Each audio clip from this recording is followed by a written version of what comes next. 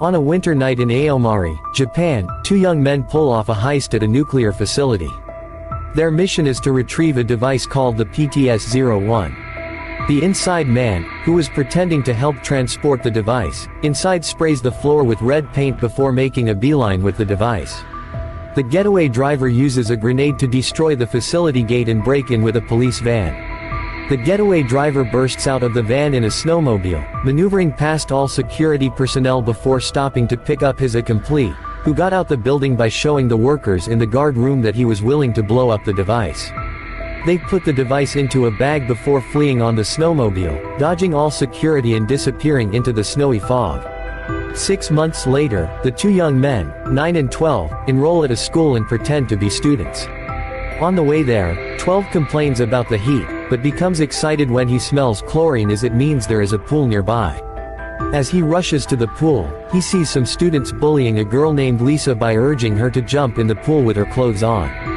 12 then jumps in the pool, surprising everyone watching. Lisa was enamored with 12's smile, but frightened at 9's cold stare. Later on, 9 and 12 were introduced to their class, which, coincidentally, was the same one Lisa was in. Meanwhile, in an office, a man named Shibazaki is shown a video of two masked boys, 9 and 12, who go by the group name Sphinx. They announce that Tokyo will be enveloped by darkness after 3 p.m. and the government office will be blown up. However, they don't take these threats seriously, thinking they are only young kids playing pranks. At night, 9 awakens from a nightmare of himself and 12 running away from an institution while leaving behind a mysterious girl. The next day, 9 and 12's classes go on a field trip to the Tokyo Metropolitan Government Office. They talk about their plans inside the building and strive to make sure it is well executed. At exactly 3 p.m., a crane collides with the power line, resulting in a complete blackout. During this period of time, 9 and 12 place stuffed animals, containing bombs, around the building. However, 12 gets spotted by Lisa. He hands her one of the stuffed toys and instructs her to hold onto it. Afterward, he runs off to meet 9 on the roof. As soon as the backup generators kick in, 9 sets off the bombs. 12 then tells 9 what had happened, and the two have a brief discussion about sparing Lisa. They then call Lisa and give her the choice to either die on the spot or join them. Lisa agrees to this arrangement, and 12 immediately hops on his motorcycle and goes to save her while 9 instructs Lisa on what to do. Lisa is told to leave the plush toy on the floor and go hide for a bit. The toy then explodes and creates a huge hole in the side of the building. Lisa then gathers the courage to jump and she manages to escape with 12. 9 explains to Lisa that she is now their accomplice, and that she can't turn back. Response from the authorities is swift and a reporter announces that the police have vowed to catch those responsible for the bombings. Lisa returns home to find her mother worried and upset because she hadn't been responding to her texts. Feeling overwhelmed, Lisa locks herself in her room and makes a decision to run away. Meanwhile, an emergency meeting takes place to discuss the recent Tokyo Metropolitan Government Office. The investigators and scientists identify thermite and TNT bombs as the primary explosives used in the attack. They also discover that one of the TNT bombs had the letters VON on it, which they believe is connected to the plutonium theft from the nuclear processing plant 6 months earlier. Meanwhile, Sphinx are making a bomb and planning their next strike. 9 disguises himself as a noodle delivery person and gains access to Roppongi police station, carrying the bomb disguised as an order. He strategically places cameras in the hallways while setting up the bomb. After this, they release another video, challenging the government and police to solve a riddle. What first walks on 2 legs, then on 4 legs, and finally on 3 legs? They warned of another explosion if it remains unsolved. The first division is obviously frustrated by these kids, who seem to be toying with them using riddles and bombs. They, however, find the meaning behind the riddle and link it to Greek mythology. This leads them to a DNA research facility in Minato, which they rush to investigate. The police begin to move in, and the press reports on the situation. However, Shibazaki, who had been demoted from detective to archives, realizes the true meaning of the riddle and contacts the head of the police department.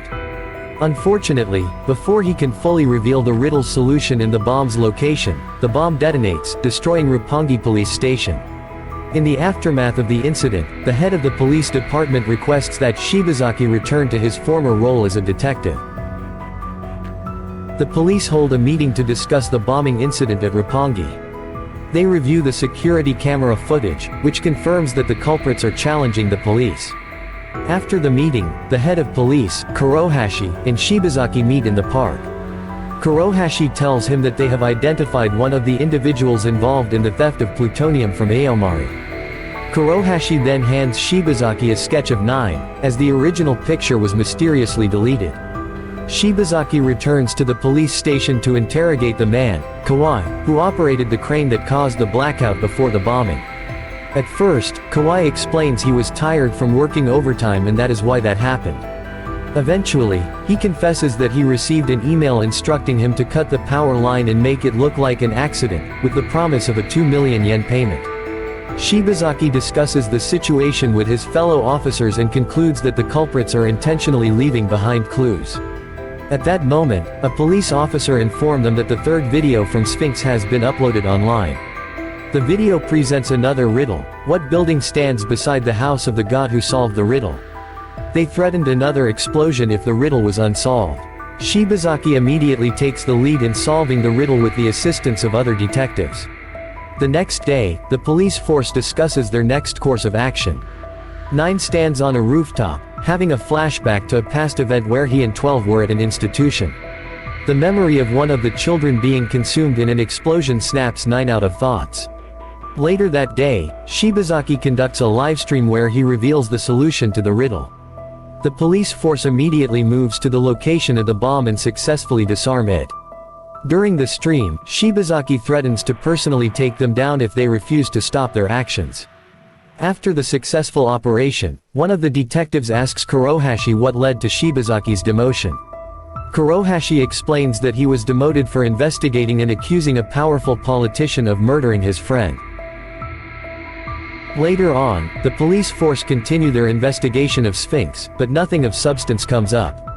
Through the use of underground websites, fake credit cards and cryptocurrency, they manage to stay untraceable, which frustrates the investigators.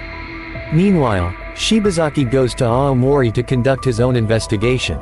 He asks around about 9 for a while but nothing significant comes up. A seemingly fruitless endeavor. Meanwhile, 9 successfully hacks into the Metropolitan Police Department's database to obtain some information.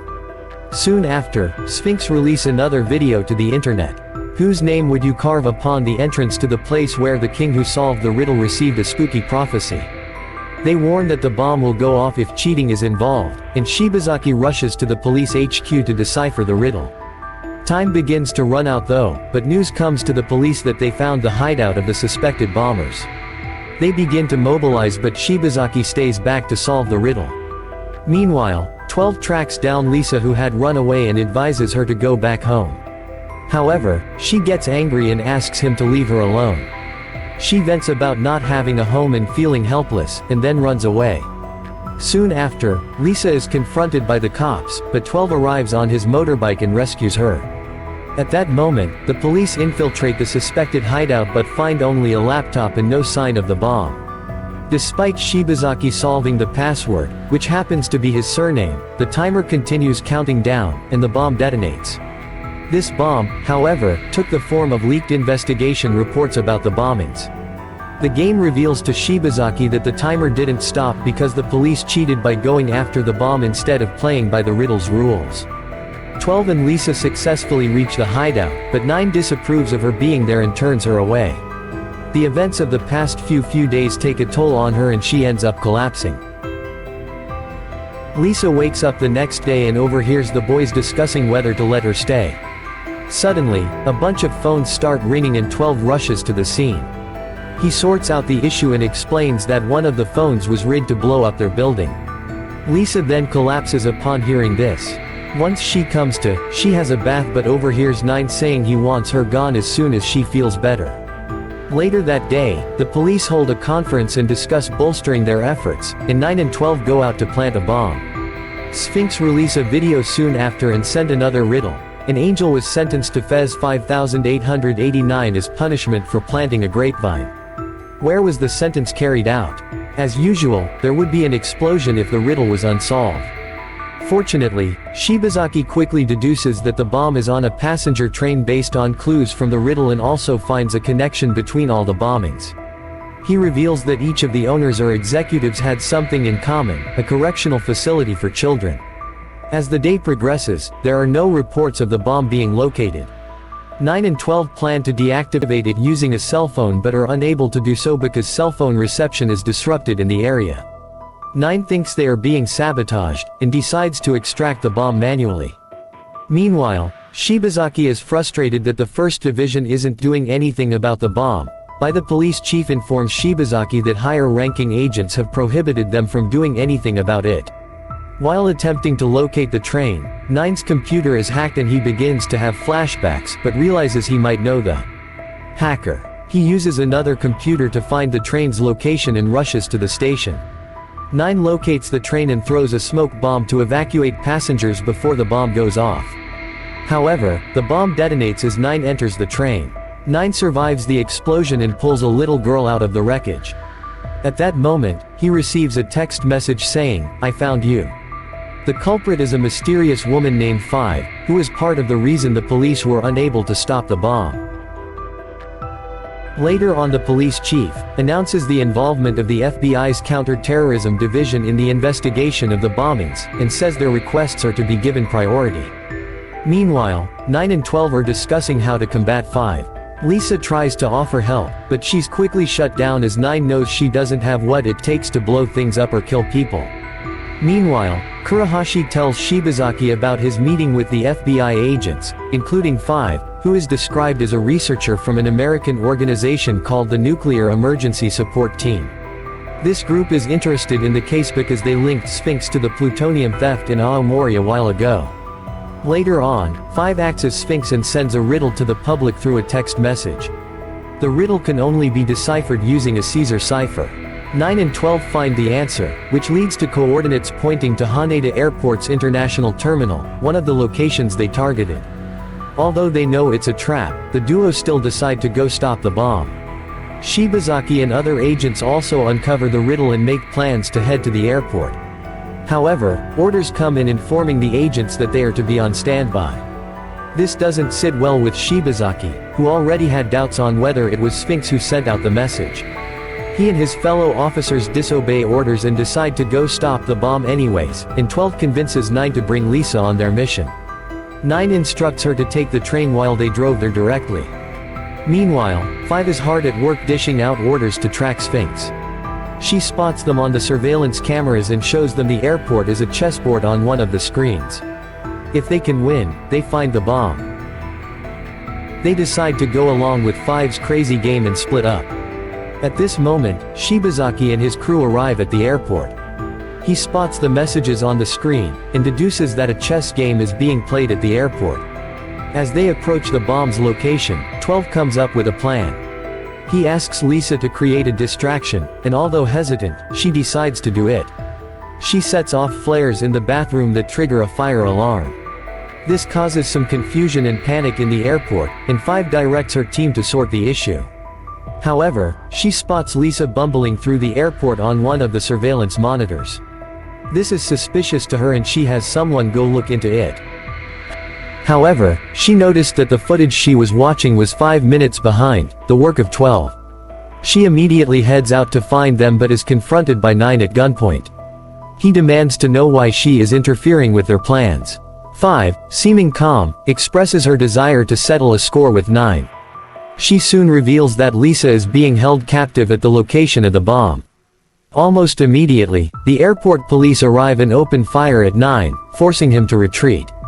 While escaping, 9 briefly crosses paths with Shibazaki. 9 joins 12, and shortly after, Lisa calls.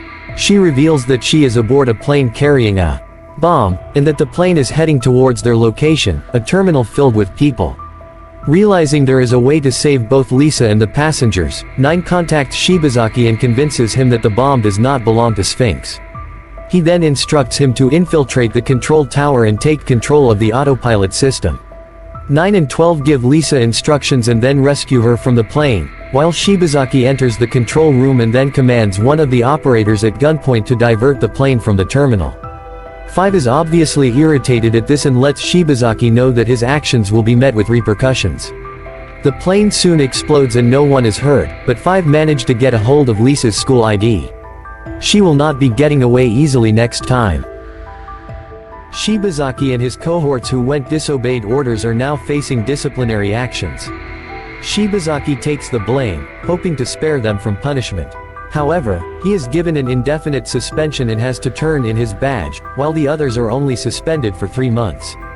Undeterred, Shibazaki begins his own investigation. He goes to meet his daughter who's a student to ask some questions, and then begins delving into the archives. He found clues linking the owners of bombed buildings to the Rising Peace Academy. This organization created the Athena program to gather orphans. He discovers that a test was administered to the orphaned children many years ago, and anyone who passed the test deemed gifted and then taken to a separate facility. Shibazaki and his colleague then begin to visit various orphanages and interrogate them, but they didn't find anything useful. The orphans themselves have no recollection of the test as they were very young when they took it. The only lead they had was from a nin, who said a child from her orphanage was selected for the program, but she never heard from him again. Shibazaki managed to get a hold of the business card of the man who approached the nun all those years ago. His name was Aoki Sota. He sends that information to one of his coworkers who gets back to him with his findings, and this shocks the detective. Meanwhile, at the hideout, Lisa receives a mysterious package containing a note indicating a bomb. She escapes just in time before the building explodes. Witnessing this, 9 and 12 move to another hideout. Lisa feels guilty because it was her fault they lost their hideout, so she runs away, but is later captured and brought to 5. 12 and 9 then receive pictures of their captured friend. 9 warns 12 that it's a trap, but 12 is determined to go and rescue her. Because they're running out of time, 9 sets out to retrieve the plutonium that he and 12 had hidden. Meanwhile, Shibazaki and his subordinate visit Mr. Aoki, the former welfare minister, in their quest to gather more information about the Athena program. They are surprised when Mr. Aoki starts telling them everything about the project and its connection to the government. He reveals that 5 was the only child who survived the experiments conducted in a secret facility called the Settlement, where orphaned children were taken to artificially make them savants, making them extraordinarily smart and excel more than the average human. Many of those orphans broke down mentally as a result of Thai's experiments, and some even died. As the project was shut down, 5 was taken in by an American agency. However, Aoki mentions that 2 children, 9 and 12, managed to escape and that they would be 17 years old if they are still alive. This confirms Shibazaki's suspicion. Aoki further discloses that the mastermind behind the Athena program was Dr. Shunzo Mamiya, a politician who was involved in a scandal that led to Shibazaki's demotion. 12 arrives at the location where Lisa is being held captive, an empty amusement park. Upon reaching the Ferris wheel, 12 finds Lisa with bombs strapped to her body, which immediately activate as the ride starts moving. 12 comforts Lisa and starts disabling them one by one. Lisa insists that 12 escape and save himself, but 12 apologizes, taking the blame for involving her in the first place. With barely 2 minutes left, 5 contacts 12, offering to stop the bombs on Lisa in exchange for the location of what they stole. She reveals that what the duo actually stole from Aomori wasn't plutonium, but a prototype for an atomic bomb. She mocks him and tells him he will die a lover's death if he doesn't betray 9. With seconds left, 12 reluctantly discloses that the location of the prototype was at a certain school. 5 stops the timer and cuts off power to the Ferris wheel, trapping 12 and Lisa midair. The Metropolitan Police Department immediately mobilizes to the school, where 9 has just arrived. Spotting them, 9 manages to retrieve the prototype from a locker and escapes as the police open fire on him. Because of the stress, 5 collapses. The next day, 9 surrenders to the police wearing his Sphinx mask, and insists on speaking only to Shibazaki once he was in custody. However, he eventually changes his mind and demands a press conference at a specific location, threatening to detonate the atomic bomb prototype if his demand is not met by 8 p.m. Meanwhile, Shibazaki visits Shunzo Mamiya, who confesses that he created the Athena program as a means to boost Japanese national morale after the country's defeat in World War II. However, Shibazaki sees through this and says that the program was just a cover for them to begin building an atomic bomb. 5, whose health has been deteriorating due to the project's experiments, discovers 9's surrender and rushes to find him. News about his arrest also reaches 12. Initially, 12 feels ashamed of betraying him and tries to move on. However, Lisa convinces 12 to rescue 9, just as he rescued her. Because of tension between the FBI and the Japanese police, 5 orchestrates an attack on the convoy transporting 9 to the conference location. Her subordinates crash the vehicles, but they soon discover that 9 isn't in the vicinity. Frustrated and desperate, 5 decides to pursue 9 herself. She shoots at his transport vehicle and kills one of the people in the car. At this moment, 12 arrives on his motorbike and intervenes, causing 5 to crash. Because of this, 9 uses the opportunity to escape the convoy. Clarence then holds 5 at gunpoint, informing her she was being relieved of service due to her irrational behavior. However, she wasn't having any of it and shot him. After killing Clarence, she chases him down in her car and confronts him.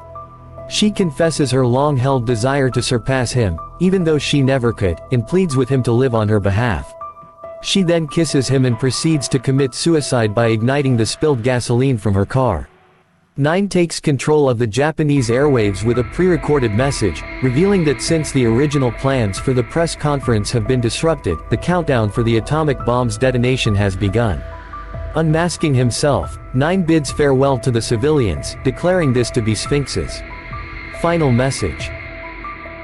Japan is thrown into a state of panic as 9's announcement spreads, prompting the entire population of Tokyo to evacuate.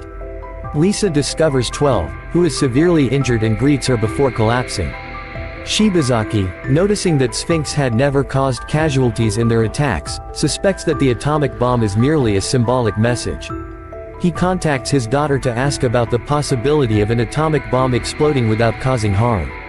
She explains that this could only occur if the bomb detonates in the stratosphere in what will be called a high-altitude nuclear explosion. Shibazaki's subordinate, Hamura, explains that the Sphinx plans to use a balloon to raise the bomb, with the intention of generating an electromagnetic pulse that would disable Japan's electronic infrastructure, effectively paralyzing the nation. Fighter jets are dispatched to intercept the bomb but fail because it was already at an extremely high altitude. 12 regains consciousness, and Lisa questions whether 9 truly intends to destroy the world. 12 responds by saying that they were always alone and never needed by anyone. He expresses gratitude towards Lisa and confesses his happiness at having met her. At this moment, the bomb explodes, plunging Tokyo into darkness. The next day, 9 heads to the settlement and erects grave markers for the children who died in the Athena program experiments, including 5. 12 and Lisa join him, and 9 thanks him for attempting to save him the other time. The trio then spend the day playing and listening to music. That evening, however, Shibazaki approaches them, proposing that if they surrender, Project Athena will be exposed to the world. They agree to his proposition. Shortly after, US helicopters arrive, aiming their weapons at 9 and 12. In response, 9 threatens to set off a bomb hidden at a nuclear power plant. Despite the threat, the soldiers shoot and kill 12 under orders from their superior, who seeks to conceal American involvement. Shibazaki pleads with the soldiers to stand down and negotiates with 9, who reluctantly hands him the detonator. He promises to tell their story, and 9 tells Shibazaki to always remember Sphinx. 9 then dies after experiencing the same headaches 5 had. Shibazaki makes good on his promise and reveals the doings of the Athena program. A year later, Lisa visits the graves of 9 and 12 and encounters Shibazaki. Lisa reveals to him that "von" means hope in Icelandic. After learning this, they part ways, and this is where the story ends. If you enjoyed this video, we think you'd like these ones we have made too. Please like and subscribe, and thanks for watching.